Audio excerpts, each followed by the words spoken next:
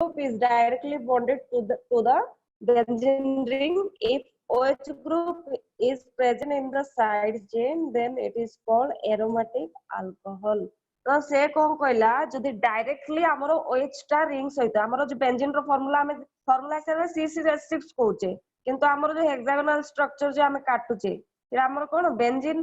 तो benzene ring को जदि डायरेक्टली हमरो OH टा बॉन्ड होची ताहले H बाहर को OH बॉन्ड हो ताहले से जो कंपाउंड को हमें कौन कहया फिनोल कहया किंतु जदि हमरो कोन हो साइड चेन रे ओके डायरेक्टली रिंग सहित अटैच नय OH टा साइड चेन रे अल्कोहल OH टा जदि अटैच हबो ताहले ताको हमें एरोमेटिक अल्कोहल कहया बुझला डायरेक्ट OH अटैच ले ना कोन दे फिनोल किंतु डायरेक्टली OH जदि अटैच नथिवो साइड चेन रे जेमति कि तमरो CH3 लागिथिवो CH3 रो C6H5 CH3 थिबो CH3 रो हाइड्रोजन जाय सेठी तमरो OH लागि गला तो फार्मूला कोन हिजिबो C6H5 CH2OH तो ए कंपाउंड तमरो फिनोल नो एटा तमरो एरोमेटिक अल्कोहल बोली कहबो बुझिले एती देन तमरो फिनोल रो टाइप्स भी अछि काई तमरो फिनोल रे तमरो डायरेक्टली खाली OH ग्रुप लागिले फिनोल कोइ जानि छै किंतु फिनोल OH लागि कि भी आउ किछि सब्स्टिट्यूएंट जदि लागुची से हिसाब रे हम अदर नेम भी दोउची सेति पई ताको हम फिनोल रो टाइप्स भी तमे देखि परछो एठी फिनोल रो टाइप्स देखुचो मोनोहाइड्रिक डायहाइड्रिक मोनोहाइड्रिक माने गोटे अल्कोहल OH ग्रुप अटैच थिबो डायहाइड्रिक माने दीटा OH ग्रुप जार ना नेमिंग भी देइची देखो ऑर्थोक्रेसल मेटाक्रेसल पैराक्रेसल हला ऑर्थोक्रेसल माने तमरो ऑर्थो पोजीशन रे CH3 ग्रुप लागुची मेटा माने मेटाक्रेसल कहले मेटा पोजीशन रे CH3 ग्रुप लागिची फिनोल रो मेटा पोजीशन रे आ तमरो पैराक्रेसल कहले कोन पारा पोजीशन रे तमरो CH3 लागिची तो एथिरे तमरो सबुथिरे कोन अछि गोटे गोटे OH ग्रुप ही अछि किंतु डायहाइड्रिक फिनोल रे कोन देखुछ दी दीटा OH ग्रुप प्रेजेंट अछि ऑर्थो पोजीशन रे हेले कैटेकोल को आजिबो ओके तारो जनरल नेमिंग भी दिया छै 1,2 डाइहाइड्रोक्सी बेंजीन बोली हला लेखाई छै देखुछ क्लियरली जदि मेटा पोजीशन रे OH ग्रुप लागिला ताहले ताको रिसर्सिनल ना दिया छै जदि तमरो पारा पोजीशन रे OH ग्रुप लागिला ताहले आको कोन कहउची क्विनल गोटे कैटेकोल कहले ऑर्थो पोजीशन रे रिसर्सिनल कहले मेटल क्विनल कहले तमरो कोन पारा पोजीशन रे OH ग्रुप लागिथिबो जोथिरे कि तमरो कोन अछि दी दीटा OH ग्रुप प्रेजेंट अछि सेतिया डायहाइड्रिक फिनोल बोली कहउची ओके तो नेक्स्ट टाइम जिबा तारो प्रिपरेशन को तो फिनोल रो प्रिपरेशन फास्ट प्रोसेस कोन देखुछ फ्रॉम क्लोरोबेंजीन रो फार्मूला कोन C6H5Cl को हम कोन कहउछ क्लोरोबेंजीन जोटा स्ट्रक्चरली भी तमे देखुछ तो जोटा कि अदर नेम में जो प्रोसेस को कोन कहउछ रिएक्शन प्रोसेस को डाउज प्रोसेस बोली कहउची तो पढो when chlorobenzene react with 10% solution of NaOH at 623 Kelvin and 320 atmospheric pressure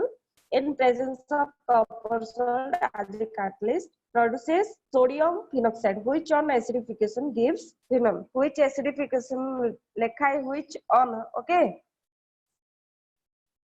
तो एठी कोन अछि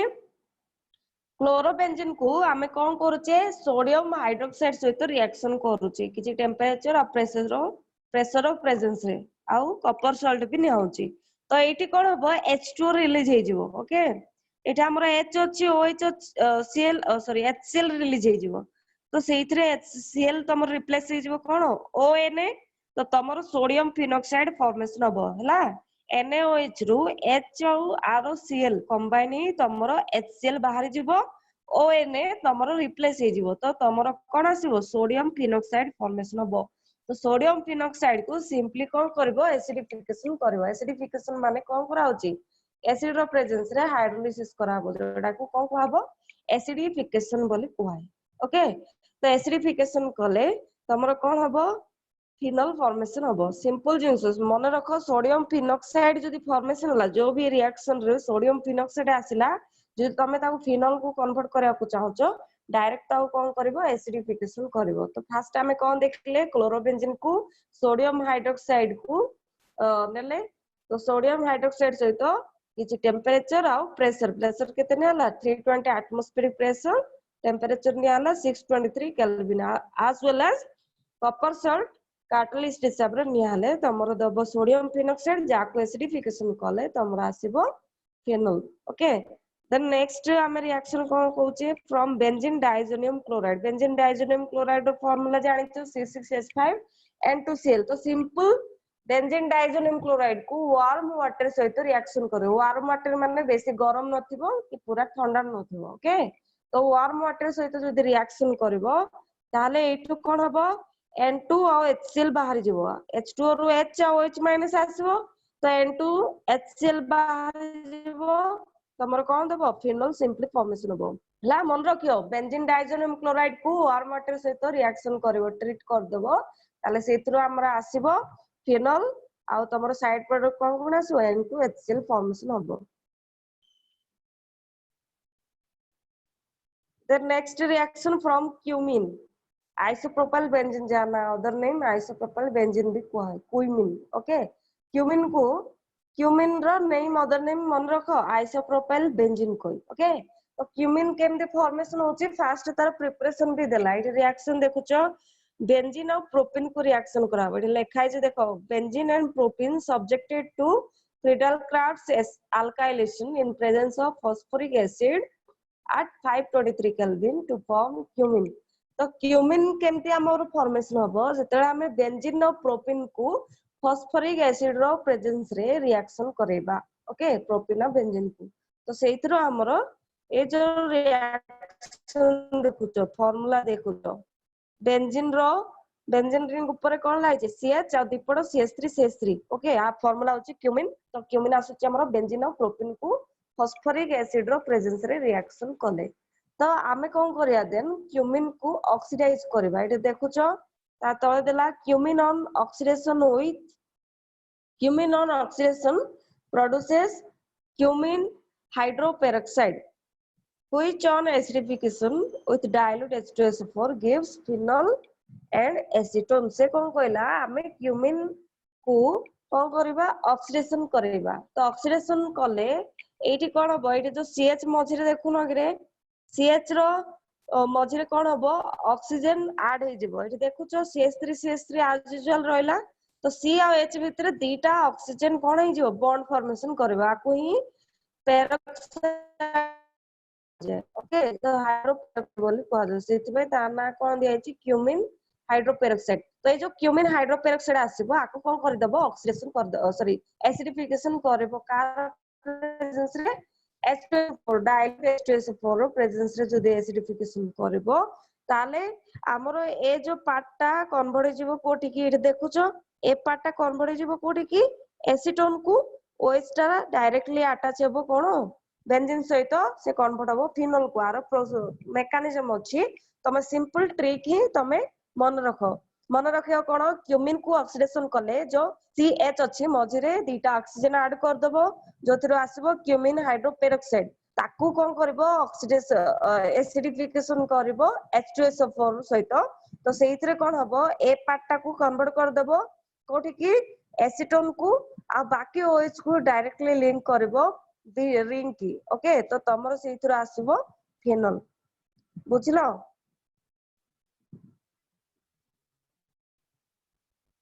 हाँ मैम हाँ ma'am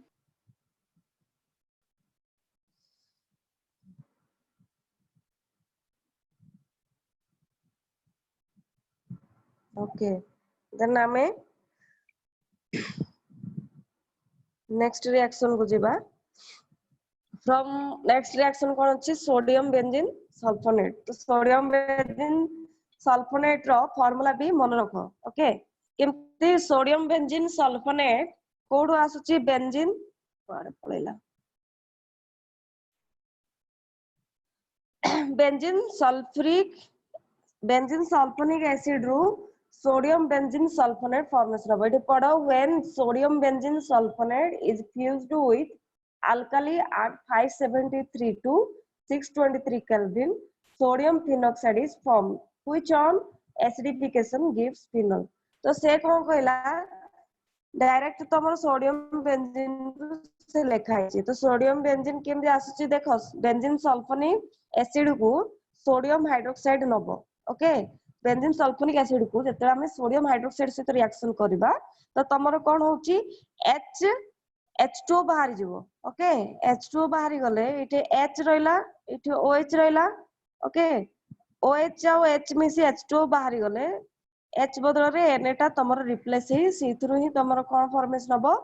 sodium benzene sulphonate formation हबो ताकू अगेन कोन दबो अगेन आउ थरे सोडियम हाइड्रोक्साइड दबो केते 2 मोल दबो ओके यार मेकानिज्म रे हमर दुईटा सोडियम हाइड्रोक्साइड दरकार सेति बे प्लस 2NaOH लेखाला तो तमरो एठी कोन हबो हमरो एठी देखो कोन कोन रिमूव होची देखो Na2SO3 ओके सोडियम बाइसल्फाइड बाहर जीवो सॉरी सोडियम सल्फाइड बाहर जीवो ता सहित वाटर बाहर जीवो वाटर गले तमे सिंपल कोन करबो ए जो टोटल पार्ट को Na2SO3 बाहर जीवो H2O बाहर जीवो तमरो ONA टा रिप्लेस हे जीवो इन प्लेस ऑफ SO3Na तो तमरो सेथिरो आसीबो सोडियम फिनॉक्साइड तो तमु कोइछ ऑलरेडी सोडियम फिनॉक्साइड जेतेले भी फॉर्मेशन हबो ताको तमे एसिडिफिकेशन करले से कोन दबो फिनोल दबो बुझलो हाँ ma'am okay then next reaction हमें कोन देखिबा फ्रॉम ग्रिग्नार्ड्स रिएजेंट रो केमिते हमें फिनोल फॉर्मेशन करबा तो ग्रिग्नार्ड्स रिएजेंट फास्ट केमिते आसीबो देखो हालो अल्केन रो ही ग्रिग्नार्ड्स रिएजेंट फॉर्मेशन होबो केमिते सिंपल जिंस तमे जो हालो अल्केन एटी कोन नि आइछि ब्रोमोबेंजीन नि आइछि ओके हालो अल्केन ओ सॉरी हालो अल्केन को हालो एरिन रो ओके एरोमेटिक ग्रिग्नार्ड्स रिएजेंट जति हम प्रिपरेशन करबा एरोमेटिक हालो एरिन नबा ओके तो हालो एरिन एटी कोन आइछि ब्रोमोबेंजीन नि आइछि ब्रोमोबेंजीन को तमे मैग्नीशियम सहित रिएक्शन करबो in presence of dry ether तमरो फिनाइल मैग्नीशियम ब्रोमाइड जोटा कि तमरो कोन ग्रिग्नार्ड्स रिएजेंट फॉर्मेशन होबो तो सिंपल ता कोन करबो ऑक्सीजन सहित रिएक्शन करबो ऑक्सीजन सहित रिएक्शन करले हाफ O2 नियाला तो एठी हमरो C6H5 MgBr जो अछि ता मझरे ऑक्सीजन टा मज हे जिवो तो तमरो C6H5 O MgBr फॉर्मेशन होबो phenyl oxy magnesium bromide formation होबो जाको कि तमे सिंपल का सहित वाटर सहित ओके वाटर सहित कोन कर दबो एसिडिफिकेशन करबो एसिड रो प्रेजेंस रे ताकू एसिडिफिकेशन करबो ताहाले से कोठी कन्वर्ट होबो फिनोल को कन्वर्ट होबो MgBr काट दबो H ऐड कर दबो MgOHBr एक्स्ट्रा फॉर्मेशन होबो ता सहित हमर कोन आसो C6H5OH फिनोल टा फॉर्मेशन होबो ए लेखा है देखो when oxygen is passed through a solution of phenyl magnesium bromide an addition product is obtained एडा तमरो which on acidification gives phenol okay तो तमरो एठी गोटे स्टेप कोन देला phenyl magnesium bromide टा ब्रोमोबेंजीन रो आसीबो केमती मैग्नीशियम देले phenyl magnesium bromide को then oxygen सहित जदी रिएक्शन करबो phenyl oxy magnesium bromide टा तमरो को फॉर्मेशन होबो ताकू एसिडिफिकेशन करले तमरो कोन आसुची फिनोल फॉर्मेशन होची और टिके वेट करो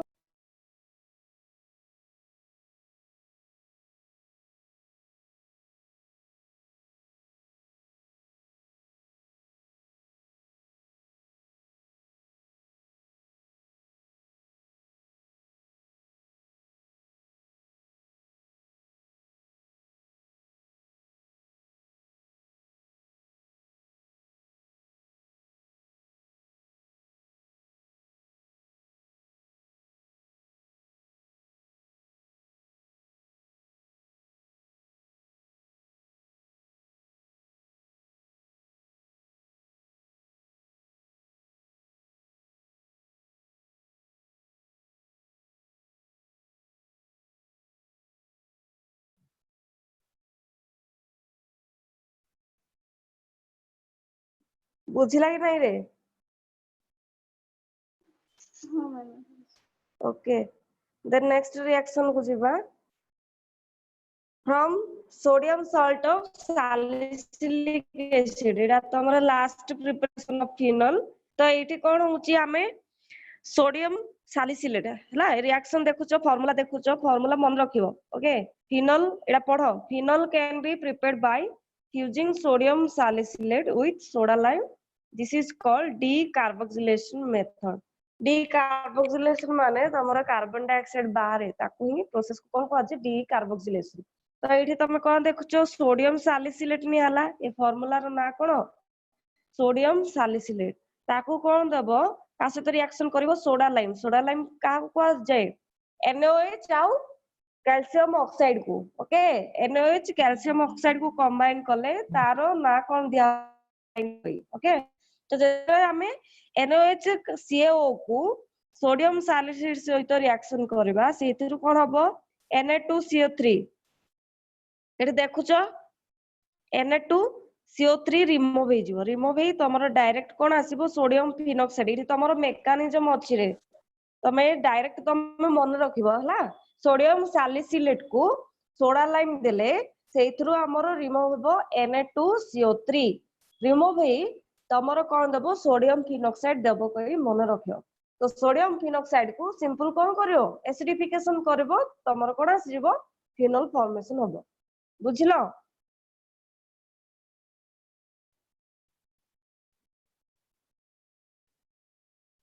बुझिलो हाँ मैम। समस्त बुझिलो ना नहीं को समस्त जणे दि जण कहउछ हाँ मैम बुझिली। रो प्रिपरेशन